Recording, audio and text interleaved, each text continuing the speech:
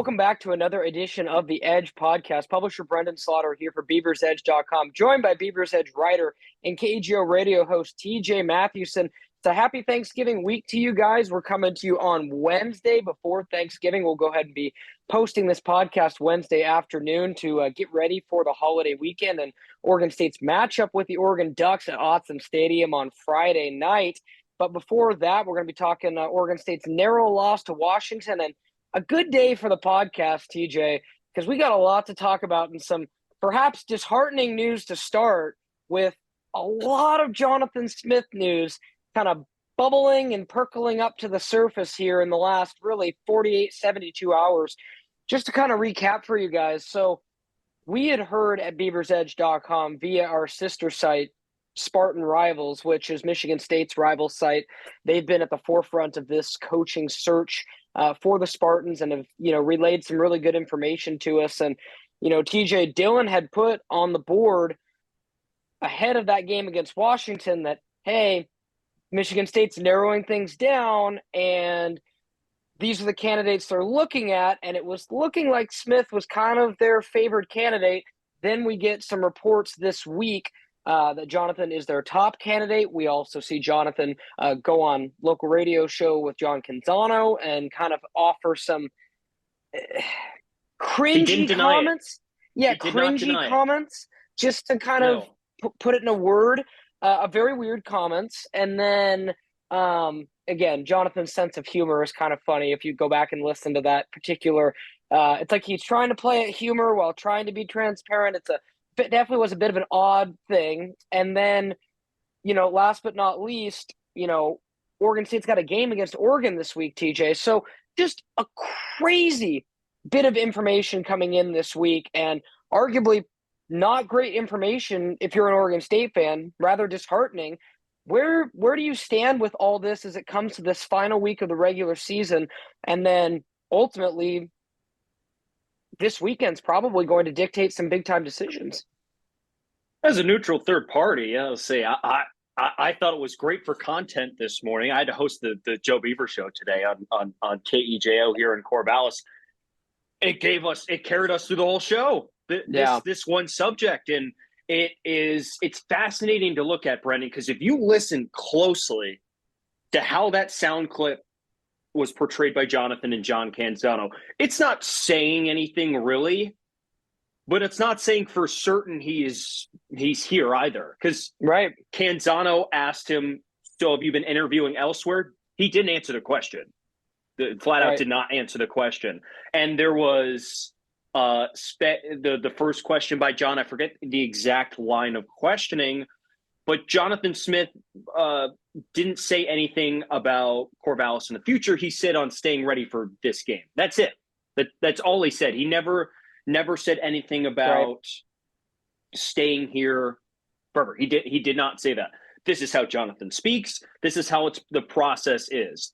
But some fans want to hear him say, no, I'm not interested in going anywhere else. I like it here in Corvallis. I would like to stay. I think some people want to hear that because it reassures them a little bit.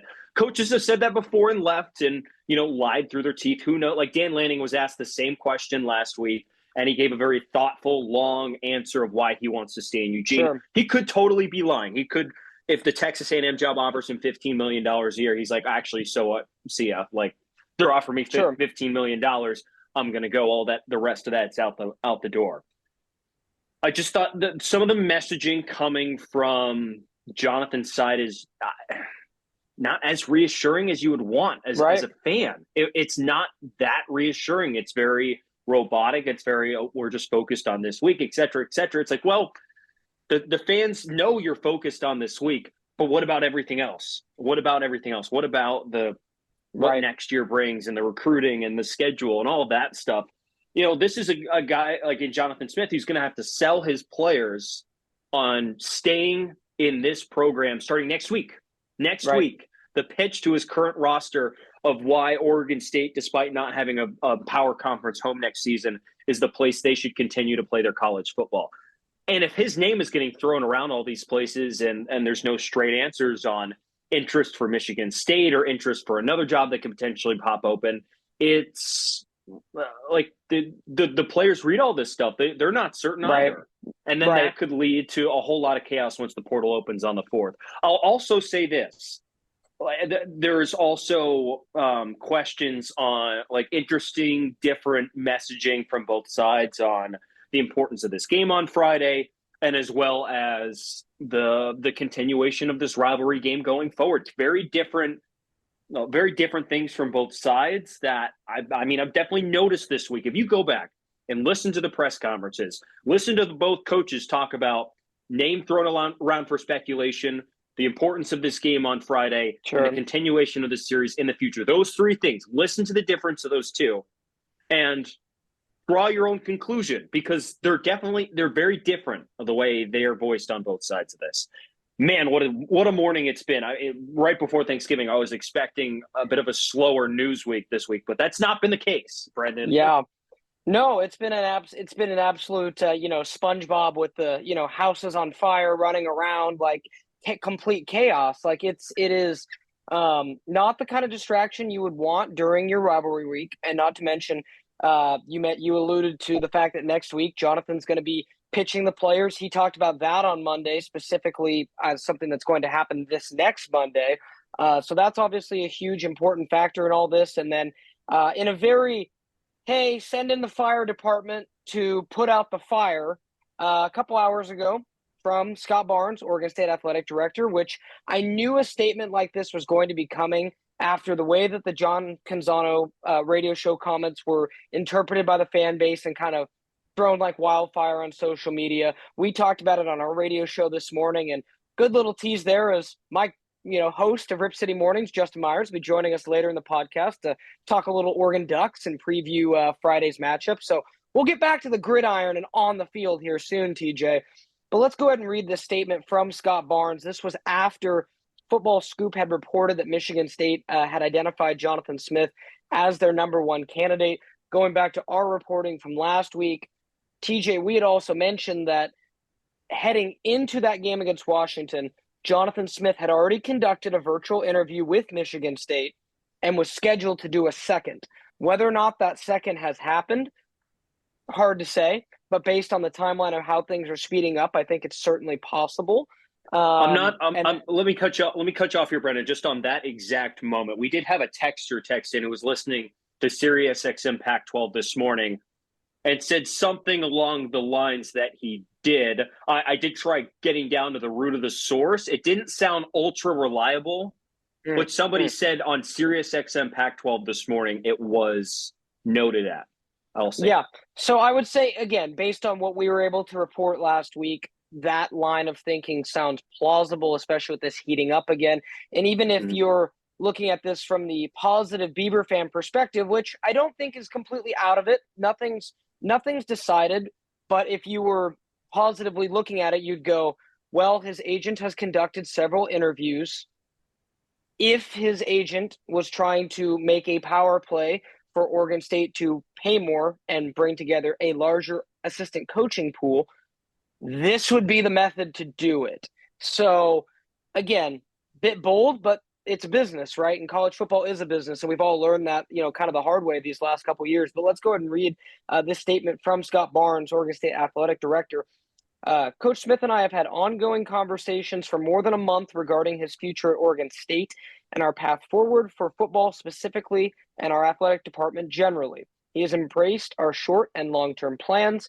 My number one priority is providing him with a new contract and guaranteed compensation that will help continue the success of the football program that has benefited Oregon State University and Beavers athletics.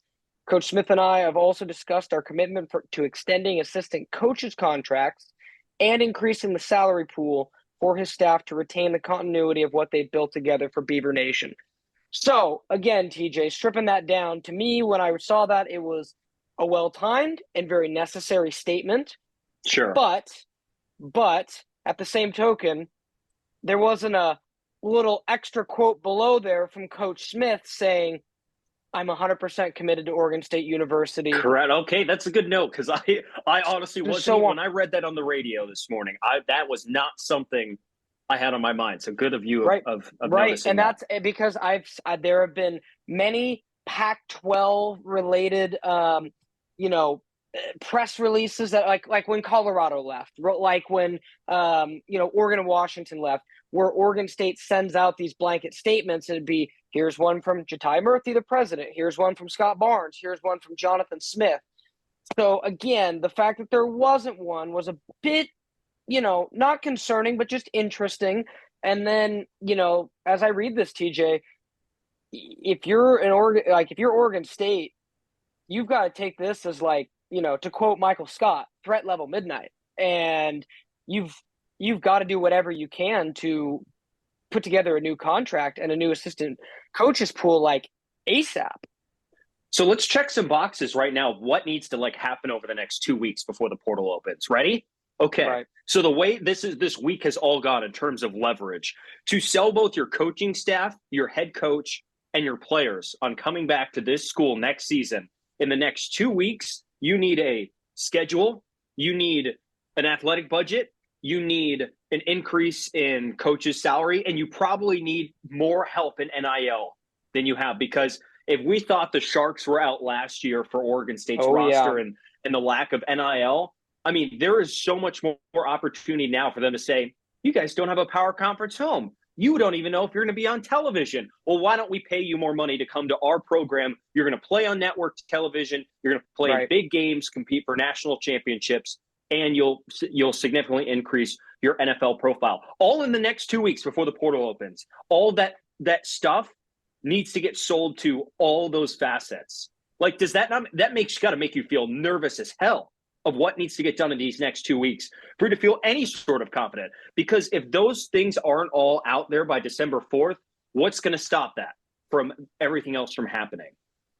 Well, the good news is for Oregon State is that, when something you talked about, you mentioned on your radio show, Damian Martinez, that's obviously a really good starting point for Oregon State. And the fact that, he is leaning towards wanting to come back at this particular moment. Okay, I think I was going to say, I think you and I were on the same page this morning when I was reading that. I see lots of tweets saying, oh, he's back. I'm like, no, he says he wants to come back. Not that he will come back, that he wants to. And I just I clarified this on the radio show this morning, and it's not trying to interpret the words of Damian, not trying to put words in Damian's mouth. This is what he said. He did not guarantee he's back next season. Not in any way. He says he likes it here. He said he really likes it here. He loves playing football here. He loves the coaching staff, but he did not stone cold guarantee I will be in a Beaver uniform in 2024. He did not do that. That's not what that article by Joe Freeman said. Right. No, I think that it's where one stays, they all stay, kind of a thing within reason. And you need someone like him or someone like DJ who has some pull and some weight. There are other guys too, ones that you may not think of, like Easton Mascarenas, right? Guys who could still be just sought after at new situations, right? More than just Dame or, what have you. Maybe Oregon State has it could be open season on Oregon State's players. So you're absolutely right with the importance and the timing of all that. With that being said, though, TJ, obviously the calendar is different. The situations are different, but that's where Jonathan Smith is the steadying hand here, because I think back to last year, everybody thought it was going to be a mass exodus for Oregon State's program. In the end, there really wasn't a whole lot of movement once that portal opened. The bowl game was early. It was before Christmas. The calendar was a bit different, but Oregon State had tremendous roster continuity and staff continuity from last year. Obviously, the only departure being A.J. Stewart out of the running back room, and that was pretty late in the coaching kind of cycle, so to speak. So I think with all that, this really comes down to Jonathan Smith making his decision this week, in my opinion. And then, TJ, we'll talk best case and worst. Best case scenario, Jonathan Smith decides to stay. I'm not worried about anything. I think it will all fall into place. The scheduling might be a little odd. Maybe there'll be a guy or two leave here, but Oregon State fans should know if Jonathan Smith is still coaching, they are in a good shape, a good spot. Will have a guiding light in this this dark future. Let's play the other way. Let's say Jonathan Smith does leave, TJ, in my mind, Oregon State has one option and one option only. And that is before he is taken with Jonathan Smith or taken elsewhere, Oregon State needs to double down, make Trent Bray the head coach, put another alumni in that seat, put in someone else who, based on everything we've heard, TJ, was going to take a lot to draw him and his person, even more so than Jonathan Smith. Even Jonathan Smith was never as brash as Trent Bray when he's like, I do not want to leave Corvallis. So that's where you double down on him, in my opinion. And, for lack of better terms, I go back to it's worked out historically in college football in some situations and not. But in this case, TJ, you'd be hoping that in this situation, Trent Bray could be your Kyle Whittingham when Urban Meyer left. You hope. I mean, you really, really do hope that that was the case. And that's the most optimistic way of looking at this. It could go a whole lot worse, too. It could be. I mean, because we're just talking about the head coach here. How much does the roster and the rest of the coaching staff destabilize if Jonathan decides it's better for him to go to Michigan State? Immensely. And we know how good of a head coach Jonathan is, but the assistants are quite valuable. Jim Hulchek, we're just going to start there. I mean, there might not be a more valuable assistant coach in the country than Jim Hulchek on the offensive line, of what he's been able to do with the kind of guys he recruits and turn them into NFL offensive linemen. Yeah. So the destabilization of the roster with Jonathan, even if you do get Trent Bray, I'm not sure it's all sunshine and rainbows after that, if that's the case.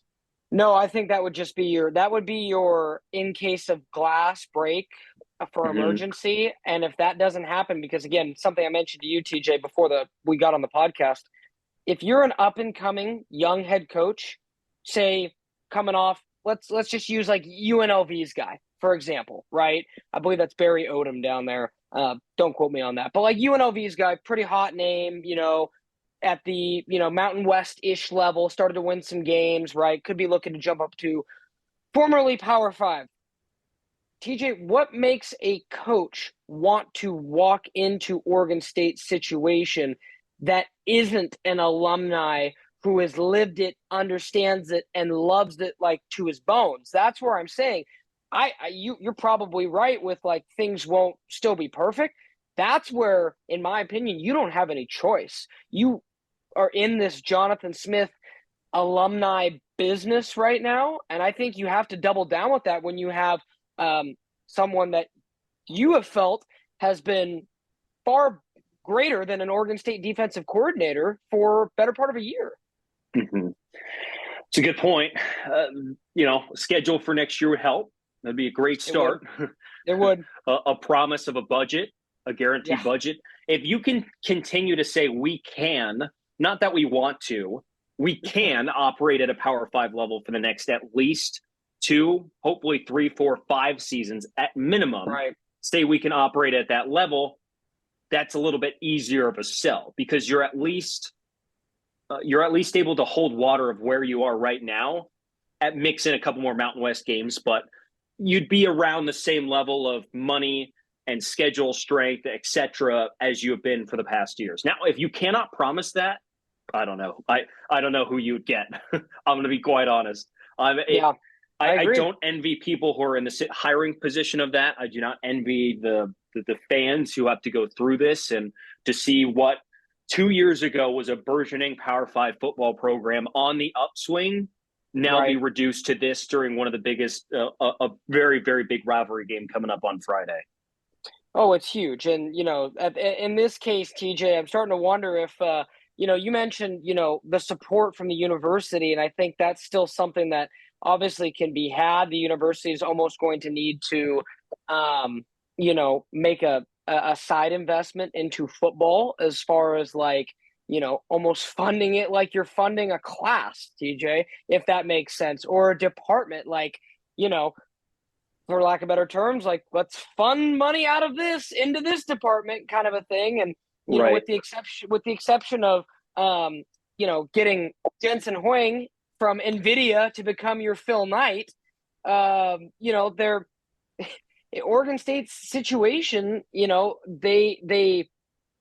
the money part is real, TJ. That's why they're in court. And again, going back to your point on that, the fact that we're supposed to either have the case thrown out or heard and decided upon before December 5th is key. So even, getting that appeal hearing and then getting it moved up, and then from what I've heard, it's a chance whether it even gets heard or not for that particular case. And even still, I've heard Oregon State and Washington State's chances are decent, maybe still of a coin flip, but decent, probably better than 50-50. So like you said, so many factors at play, TJ. We've been talking for how long, and we haven't even got into the rivalry game.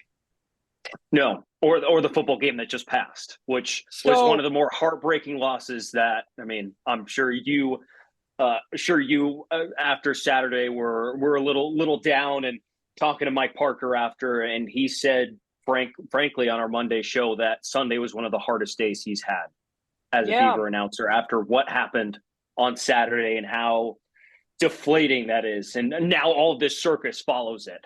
Yeah, it's like, it's definitely been a disheartening week, for Beaver fans. To have a game like that, and, TJ and I are going to dive into it too much, but again, Oregon State, falls to Washington 22-20 in that matchup. And, Keenan and I broke it down at BeaversEdge.com after the game, pretty in-depth and in detail what we thought about that matchup. But, ultimately, I think there's a lot of ways. TJ, I talked with you when you had me on 1240 Joe Radio this week. I think that it's easy to look at the safety and see that as the difference. I think it's easy to look at, Anthony Gould's fumble that directly led to 7 points. I think that's a look there. I think Oregon State's offense, scoring 20 points, regardless of the weather, that's not what we expected against that Husky defense. So as I say, I could point to one thing too. You mentioned some of the mistakes they made, but I'm just going to simplify it a little bit more to something they did not have. Washington, when they needed it the most, the entire game, 3 crucial plays they had, all passes from Michael Penix to Rome Odunze, 2 touchdowns, and 1 the third down conversion at the end of the game. The Beavers, with all the weather, did not have a play like that in their playbook where they could dial up an explosive play like that to a dynamic playmaker down the field who will go down there and make a play for you. Washington had it 3 times, and that was frankly the difference. They could have stopped them on that final third down, gotten the ball back, and changed out a miracle, and then 2 just remarkable throws and catches by Michael Penix and Rome Odunze in the first half, which were an enormous separator in the football game. But going into the game, we knew they had star power at wide receiver. That wasn't anything new from Rome Odunze. He's going to be a first-round NFL draft pick. And I commend Oregon State and that really young secondary, TJ, when they had Andre Jordan out there, they had Jermod McCoy out there, they had Jack Conne out there. It was a bit of a duct tape Oregon State secondary there by the end of it. And, the fact that if you would have told me going into the game, you hold Jalen Polk without a catch, Jalen McMillan does not have a catch. He dropped a few. but Jalen McMillan doesn't have a catch, and you hold Washington to 22 points. TJ, I would have had a hard time believing that's not an Oregon State victory. So that part of it is definitely, that's where I think, going back to what you said about Mike, that's where that real dishearteningness comes in, because it really was right there. Not even so much like Washington State where hey, you knew right away. Washington State was just playing their best football of the year that game, and Oregon State couldn't match it, and that was just one of those, hey, they had us that game, right? Arizona was, probably some coaching mistakes. Then this game, you could tell, TJ, the coaching game plan on both sides was perfect. The execution, however, was not.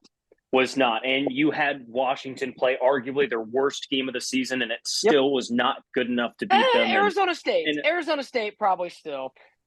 Yeah, okay. Sorry. Their second worst performance of the season. And you still, even if I said second or third, or I would say in the bottom half, if Washington played in the bottom half of their performances this season, Oregon State should win the football game, and they still didn't. And man, how disheartening it was on Saturday at home on ABC in prime time, and trying to just be like, we're here. We got this. Yep. And instead of a great season, Brenden, we're going to be sitting at the Beavers are sitting at a good season, and it's probably going to stay that way after Friday, if I'm going to guess. Yeah, no, I think it's going to be incredibly difficult to get into Autzen Stadium and come out with a victory. In the words of Lloyd Christmas, you're telling me there's a chance. Of course, there's always a chance. Again, we've talked about the losing streak, and we'll obviously talk about it with Justin Myers here in a few minutes. But Oregon State hasn't won since '07 at Autzen Stadium. But conversely, you can turn that around and say Oregon State hasn't really brought in a good team to Autzen Stadium since 2009. 2011, that Oregon State team came in 3-8. 2013, that team came in 6-5. 2015, that team was 2-9 going into that game. 2017, you were 1-10 going into that game, and then 2019, you were 5-6 going into that game. 2021, 7-5 or 7-4.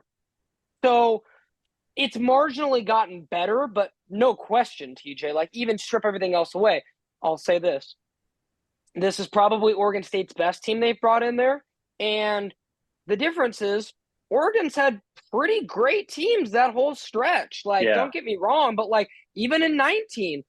They have maybe not quite playoff contention at this point in the year. You'd have to go back to like, oh, goodness. They were eliminated by then because they lost to ASU the week before. Yeah, so you'd have to go back to more like, more to like the early 13. Yeah. 13. So I think that, even that Oregon team, I don't think you go back to like 11 when they were BCS after that game, because I think that Oregon team in 13 went to like the Alamo Bowl, if I'm not mistaken, or something similar to that.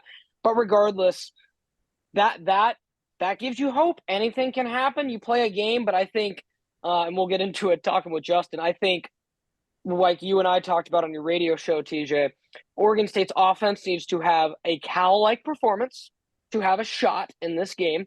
DJ needs to pull whatever he was drinking down in Berkeley, a little Michael Jordan secret stuff, so to speak. And then Oregon State's defense has to play as good as they've played on the road all year. No biggie, Which right? is not a very high bar. Not a very high bar for how they played. Like, go to the I'm trying to think what the best road performance probably was. It was Colorado, but like Colorado, we've realized is such just a train wreck now. I'm going to have to say Arizona, but I don't think you and I would say they played great on defense versus Arizona. No, that was their fourth quarter collapse against Arizona on defense. So again, no biggie, right? TJ, play your best offense of the year again, and then play your best defense of the year. Got it. No pressure. Easy. They're going to have to do something they have literally not done this season yet to win at Autzen. So it's going to be such a tall task.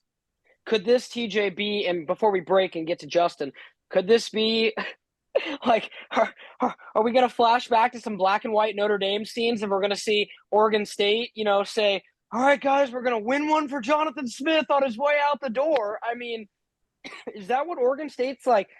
Because that was my next question for you. All that we just mentioned, and then, our coach might not be here. Right. So, like, how do you handle all that, TJ? I don't know. And I don't envy the people who have to deal with it. I guess it's our job to react to things, Brenden, not to facilitate barely end of season coaching moves. Man. I don't know. I just hope they're focused. For their sake, I hope they're focused for this week, because there are a lot of distractions flying around, and they are going to be facing what I think is the best team in this conference in the Oregon Ducks on the road in a place they haven't won in 15 years, if the task was not hard enough already. Right, and add in the fact, TJ, that I would be willing to bet that university to the south of Oregon State has been stewing for the last 11 months, 12 months. Yes, they have. The results of last year's Civil War in Corvallis. And again, sometimes playing angry is not playing smart, but I would be willing to bet that Oregon's going to have some revenge in their hearts as they head out onto Autzen Stadium this week. And, I think back to a couple of years ago, TJ, when Oregon State down in Autzen ended with the kind of fist fight and the brawl to close out that game. And, there's always a ton of emotions. There was going to be so many emotions with it being the final Civil War potentially, and then everything else that TJ and I have talked about. So putting out the outside noise, I think it's a near impossibility. We're going to find out if Oregon State is anywhere close to adept at it this weekend. Friday, obviously, as they'll be taking on the Oregon Ducks. We'll be right back here on the Edge podcast. We're going to go ahead and take a break, and we're going to welcome back in Justin Myers, host of Rip City Mornings, to talk a little bit more about the Oregon Ducks. We're going to talk a little Bo Nix, kind of learn about the Oregon defense, TJ, which has really made some big strides this year. That defense that allowed you to run 16, 17, 18 straight times on them last year, they're considerably better. Yeah, they're considerably better. So there's going to be a lot to dive into. It's going to be great to get Justin's perspective. And TJ, I'm also curious to talk a little bit more with him about Jonathan Smith. We were talking about it this morning. That Football Scoop report hadn't came out, neither had Scott Barnes's quotes either. So it's going to be fascinating to hear from Justin about Jonathan Smith as we get his take as well. So we'll go ahead and take a quick break. We'll be right back here on the Edge podcast. Welcoming you back to the Edge podcast. Publisher Brenden Slaughter, joined by BeaversEdge writers TJ Mathewson and special guest, drum roll please, Justin Myers, Rip City Mornings, my partner in crime. Justin, about time we finally had you on the podcast, man. Long time no see. How are you? I mean, it's been a couple of hours. Yeah, I mean, it is a pleasure to be on the BeaversEdge podcast. I have been campaigning to try to get on the podcast for weeks, months, some may say years. I've been asking you on our radio show every day, when are you going to let me on the podcast? Because, the Oregon State, the Beaver believers, they love me. They do. They may pretend like they don't, because we have to hold on to this bitter rivalry. But the Beaver believers love me, and I can feel it. We're excited to talk to you, man. And let's go ahead and jump right into continuing what we talked about this morning. I mean, the biggest news as we, had our Wednesday radio show was obviously the news that Jonathan Smith talking with John Canzano on the radio on Tuesday. And then today, shortly after we get off the air, that's always how it seems to work, right? The news breaks right after we leave. Football Scoop says that Michigan State has identified Jonathan Smith as their top candidate. Oregon State then issues a statement saying, hey, we're trying to, get an extension on the table. How did all that read to you, Justin? And is your thoughts any different from this morning with that new information now? No, it's kind of the same because, guys, I think this is par for the course, right? This is what happens, which, again, welcome to successful football, right? There is, we talk about it all the time. There is broken eggs to every omelet. You win games, you go to bowl games, you build a successful program out of nothing. Guess what? The big money boys come poaching, and then you find out exactly kind of where you want to be. This is all, guys, par for the course. You know this. Like, rumors start flying around. Coach makes a non-denial denial. Right.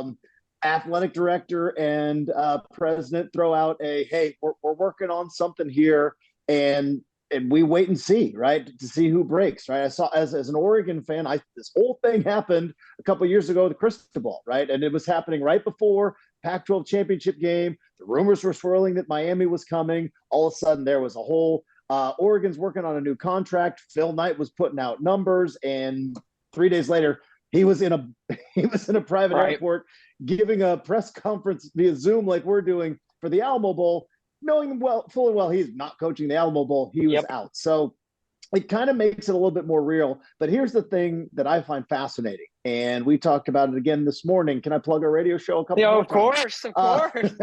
But there's two wrinkles in this, right? Normally it's like, all right, coach has a job. Is this a better job? Is this more money? All that. But there's two huge wrinkles to this. One, Jonathan Smith's an alumni. He's maybe the greatest Oregon State football player ever when you think about like what he meant to the team. And obviously there were better players, but like from player and coach entity in Oregon State football, it's tough to top him as number one. So there's that wrinkle. There's the alma mater. There's, doing it for Old State. And then there's the other wrinkle, which is there's no conference next year. There is a game that is going to be played the day after Thanksgiving, and then the Pac-12 is kaput. Yeah, there's a championship game, and there's a basketball season, but Pac-12, as we know it, is kaput. So it's like, so where is Jonathan Smith's loyalty?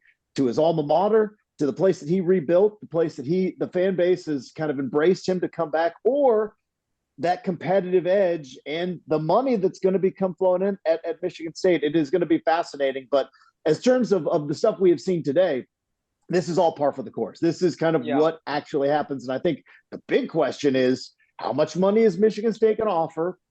Can Oregon State remain competitive?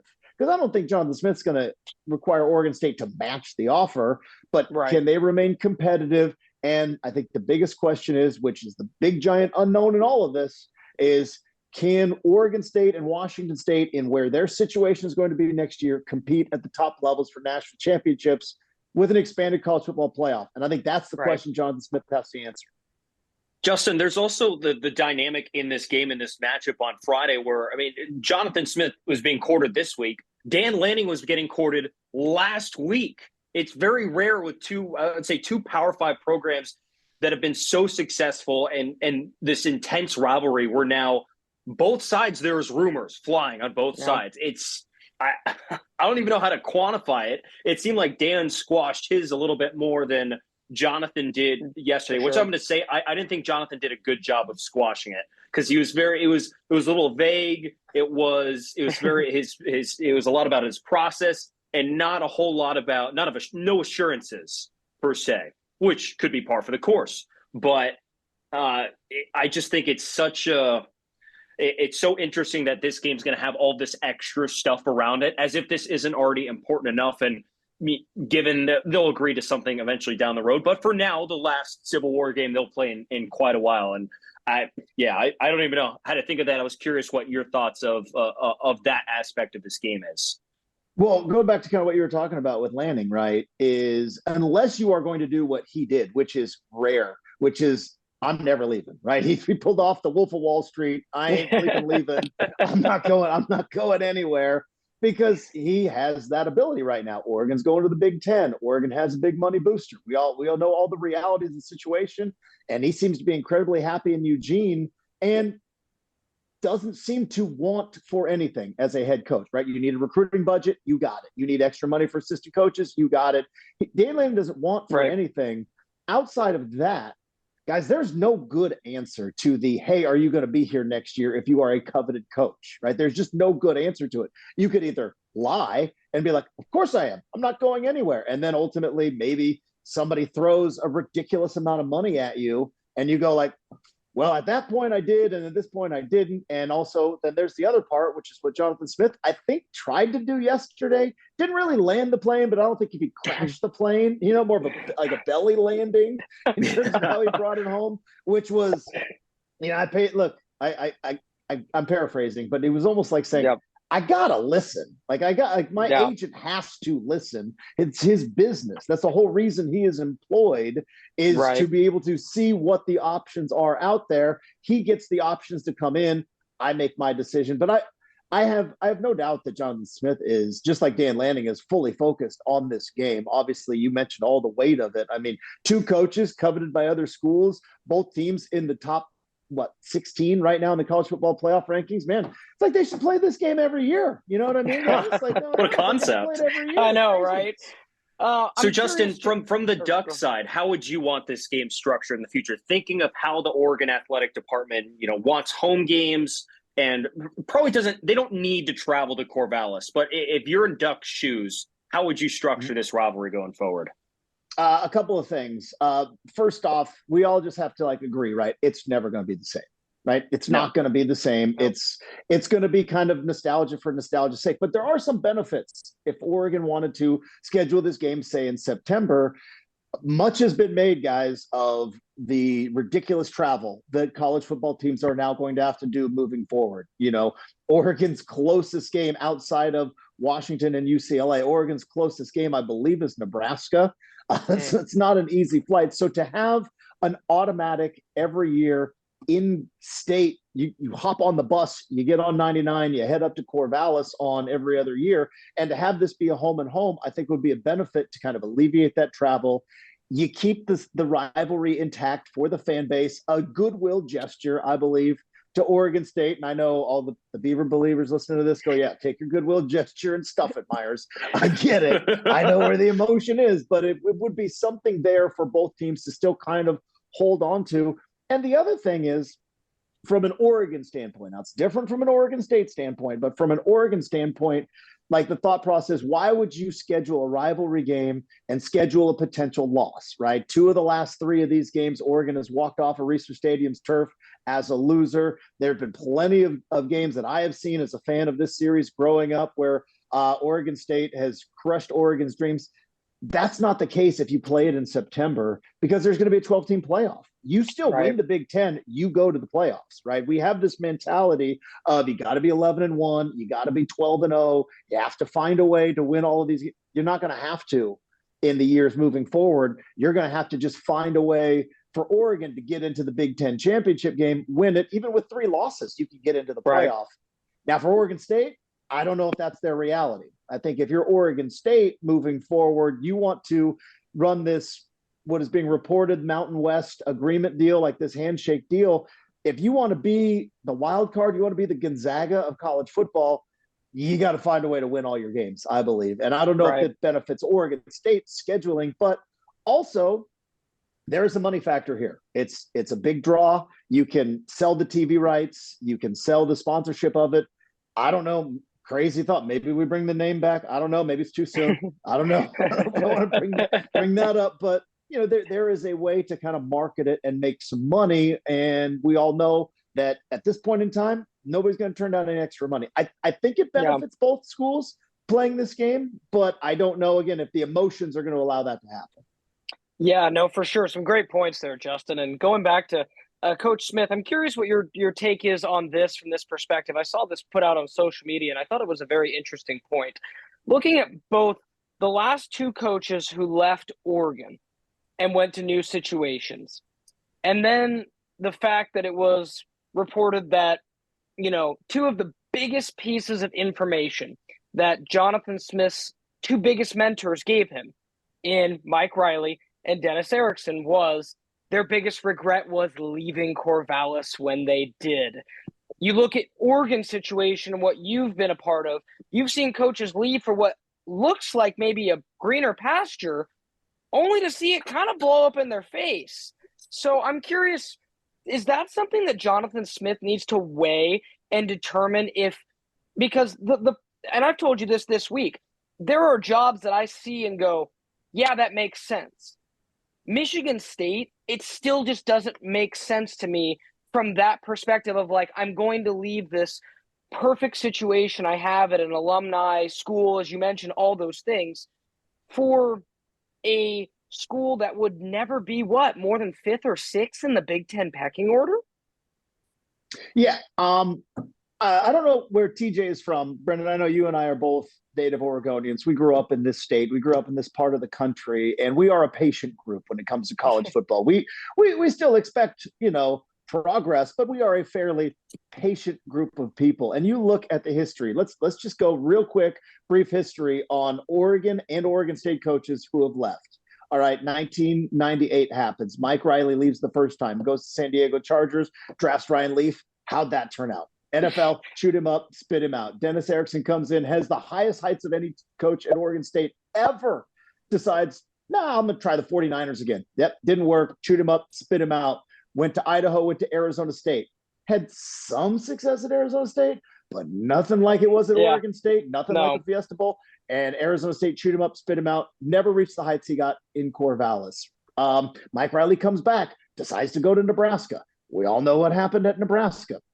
Yeah, well, we don't talk about Gary Anderson. And so then it brings you to Jonathan Smith, right? So then we look at Oregon, right? Bellotti retires, Chip Kelly comes in, goes to 4 BCS bowl games. I'm going to go to the NFL. Gets fired twice. Now he goes to UCLA, may have saved his job, but on the verge of getting fired 3 times. Then Mark Helfrich comes in, Oregon fires him, and goes to the Chicago Bears. He gets fired. Never had the success because he still coached the national title game. A lot of people forget that. He also lost the Civil War 2 years later, which got him fired, but he still coached the national title game, and Chicago Bears chewed him up, spit him out. He hasn't coached yet. You got Willie Taggart. He got fired twice since he's left. Got fired at Florida State, got fired at Florida Atlantic. Then you've had Mario Cristobal, who has not had anywhere close to the success that he had at Oregon, that he's having at Miami, even in his first 2 years. Now, all of those coaches have what in common? Their biggest successes we're here in the state of Oregon, and we're coaching for both Oregon and Oregon State. And I think part of that is because as fans, we have a unique culture in our little state here, which is we are not apathetic. We do not care, but we're also not crazy. We're not win a national championship every year. You go to Michigan State, you go to Miami, you go to Florida State, you go to the NFL, you don't win right away. Guess what? They chew you up and they spit you out, and they don't care where you're from. People in Corvallis care about Jonathan Smith. They will always have the win against Notre Dame and the Fiesta Bowl victory of 2000, and it will always be talked about. And that patience level he will not have at Michigan State or anywhere else if he decides to leave. He will have maybe more money, though. It's a good point. And that's really it. Is I think that's going to be one of the things he has to weigh. Somebody who is kind of talked a lot about, how much he loves Corvallis and how much, being home was important to him. And that's where TJ and I talked about, we think that the university has to immediately come out with, new contracts, more assistant coaches, salary pool, just more things to show that you are committed to him despite this uncertain future that we've talked about. So I think that's going to be fascinating. And we'll lead into this next question, Justin. Because you remember Oregon, when they were dealing with that cloud of knowing Mario Cristobal was leaving, TJ and I kind of talked about it. If you're Oregon State right now, have you had just a player? What do you believe and what is your mindset going into this game, knowing that you've heard all this about the conference? You had an emotional game against Washington that was right there. And then you start this rivalry week. And before rivalry week even really kicks off, it's, oh, hey, Jonathan Smith is a finalist from Michigan State, excuse me. Yeah, I think kids get over stuff real fast. I really do. I think we obsess on it because we live in this world, right? We're doing that. We're doom scrolling on Twitter, right? We're fired up about what's going on. Has Michigan State released anything? And I think players, especially like you mentioned that game against Washington, I've always been envious of players from this perspective. After a game, guess what? They go to the locker room, they take a shower, they change their clothes, get up, and they go to practice the next day because they don't have anything else to do but go to work the next day and try to figure it out. And whereas us, we got to go to work on Monday morning, and you and I, we got to talk about it. Fans got to stew in it, and just kind of you don't kind of get that moving forward until Friday or Saturday of the next week. So I think players are much more resilient than maybe we think. Sure, there's always going to be distractions and there's always going to be a hangover. But, I'll go back 2 years ago. Oregon loses to Utah. The Miami rumors were swirling around Mario Cristobal. They still look pretty good in that Civil War game at Austin Stadium. Sure. And still got out of there with a win and earned themselves a spot in the Pac-12 title game. Now, they look like trash in the Pac-12 title game because Cristobal was 1 foot out the door. And I think the other thing I wouldn't be concerned about, but more than the players, it's the assistant coaches. Because if there is a coach that is potentially leaving, it's am I leaving? Am I going up? Am I going down? Am I going with? Is there going to be a new coach coming in? How much work are the assistant coaches doing? But look, it's Civil War week. These coaches still know that playing spoiler and getting to that, what it would be the 9th win of the season, getting that 9th win of the year, all that stuff. No, it'd be the 8th win of the year. Sorry, my bad. No, it'd be 9. It'd be 9. Yeah, it'd be 9. All right. Yeah. In my head, it was all. So getting that 9th win of the season, then with the potential bowl win, a 10th win of the season. Look, they all have incentives in their contracts too. So I think the assistant coaches maybe, but the players, I think they're pretty resilient. Yeah. Now, after that, that's when it's probably going to get really weird. It's going to be an awkward Christmas, I think, for some players with the portal opening up, coach in limbo, bowl game coming up. It's going to be pretty weird. Yeah. So Justin, let's get into that game. As you mentioned that football game, we haven't even gotten to touch on it yet. A very important one, and Oregon coming off that crushing loss last season after blowing the 21-point second half lead. So just a general overview of Friday's game. What are you looking at? What are the important points of where this game is going to be won and lost? Like anything else, it's in the trenches, right? And what's kind of nuts, right? I mentioned kind of growing up in the state of Oregon where, offensive football out west has been kind of what we do. And it's the Big Ten and the SEC that win in the trenches. Oregon State win in the trenches. Oregon State's got one of the best offensive lines in the conference. Oregon's offensive line has been playing incredibly well. We know what Oregon's defensive line is capable of. Just ask Shedeur Sanders how that game felt at Autzen Stadium a couple weeks ago. And I think this game is going to be won in the trenches. From Oregon State's standpoint, can they establish the run? If Damian Martinez gets going, if they shorten up the game and shorten up abilities for Oregon to get big strikes, that's going to be a total advantage. For Oregon, it's the opposite. Can you keep Bo Nix upright? Because right now, and now I am massively biased. We may talk about this in a bit, but when Bo Nix is not pressured, he's the best quarterback in America. I firmly believe that. Again, I'm biased, but when he is not pressured, when he has all sorts of time back there, he has been carving up everybody, including Washington in that loss. So I think that's going to be the key, is who's going to win in the trenches. And I think Oregon has been playing really well up front, both the offensive and defensive line. And I think that's going to be the other case. Can Oregon stop Damian Martinez, Fenwick, and even DJU for a bit? Can they stop the running game and get them off the field on third down?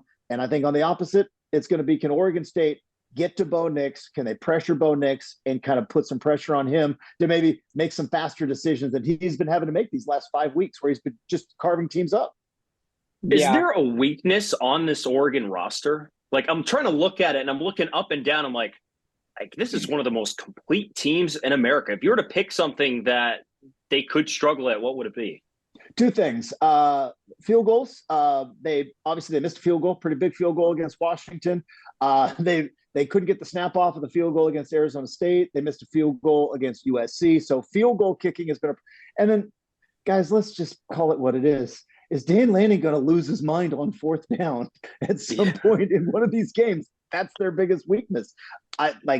Troy Franklin's one of the best wide receivers in the country. Bucky Irving's one of the best running backs in the country.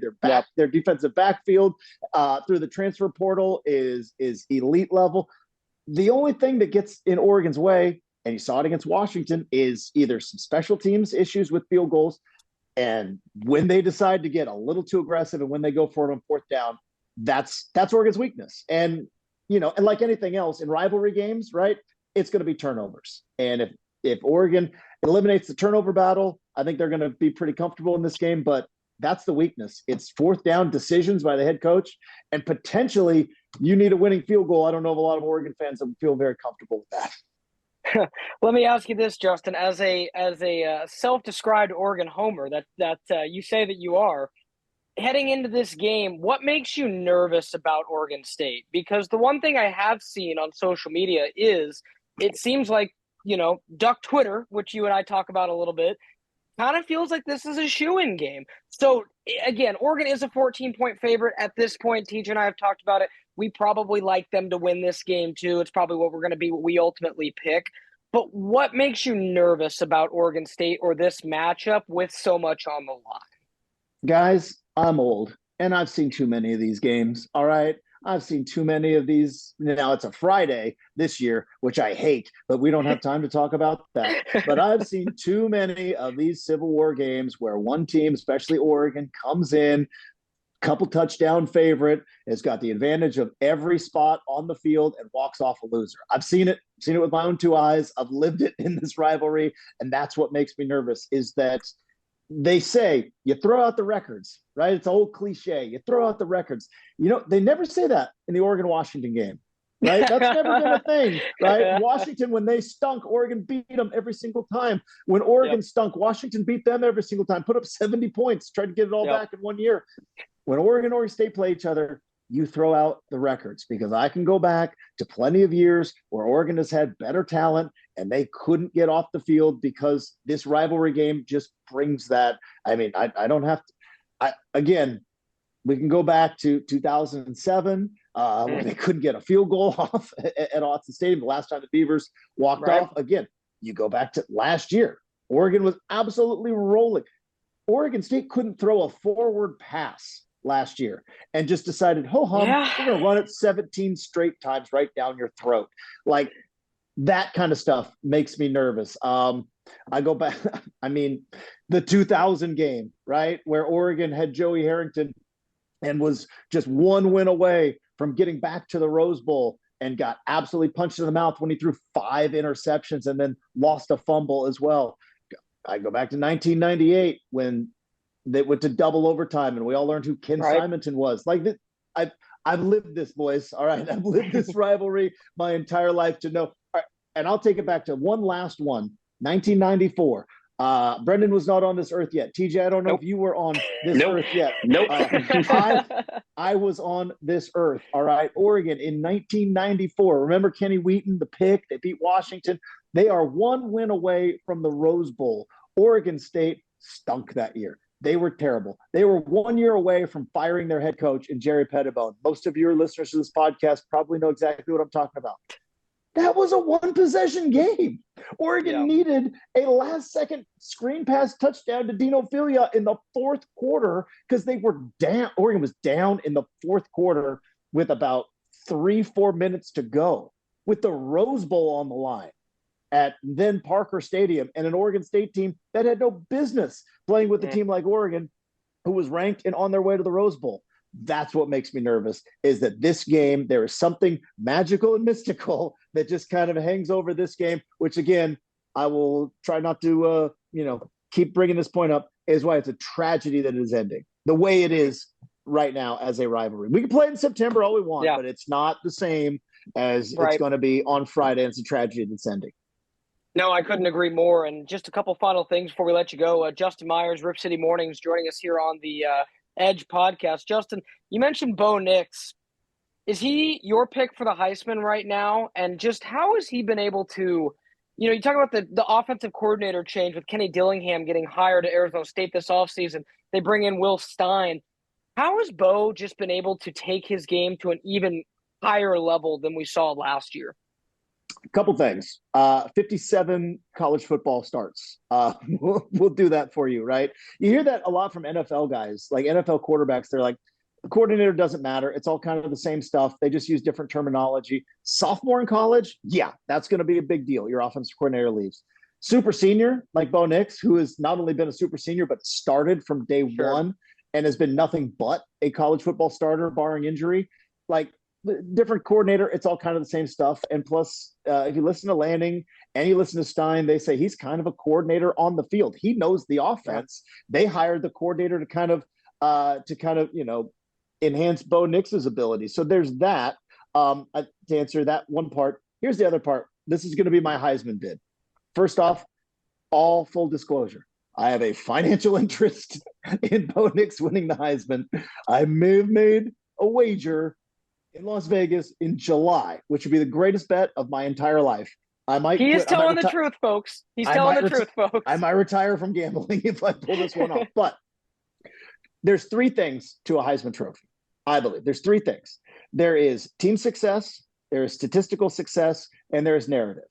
So team success, Oregon wins this game against Oregon State. They beat Washington. They're likely into the college football playoff. Boom, there's team success.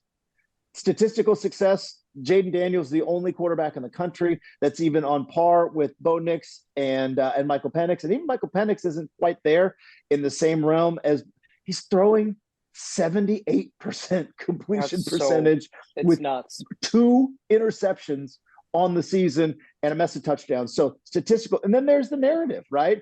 Chewed up and spit out and left for dead by not only his first choice, but his legacy, right? He went to Auburn as a kid whose dad played quarterback at Auburn. He grew up, he was the Mr. Football of Alabama. He was always going to be an Auburn Tiger. And that fan base chewed him up and spit him out, only to go out west to the flashy uniforms of Oregon to not only rehash his career, he's going to be an NFL quarterback. He might be a first round pick. Who knows?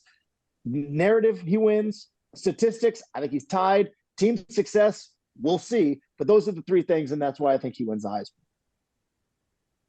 Justin, kind of last thing I got for you.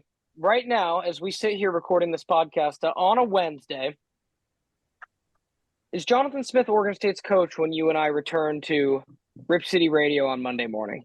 Oh, that's a really good question. That is not the best in the league for nothing, Brenden. I would probably, if you ask me, I'd go a little Morgan Wallen F1 50-50 right now. On where he is. I would get I would lean slightly. I would say yes. I believe he's Oregon State's head coach next season, but I think it's close. I think it's going to be tight. I think you got to listen to the offers. You got to know what's out there. You got to know your worth. I don't know where Oregon State's going to be able to come in financially, what they can match with. Can they potentially match with other things? Can they match with maybe kicking some financial stuff down the road and hoping that this lawsuit that they won and this $200 million that's coming in might help? Sure. Could they maybe put him on credit and hope he sticks around?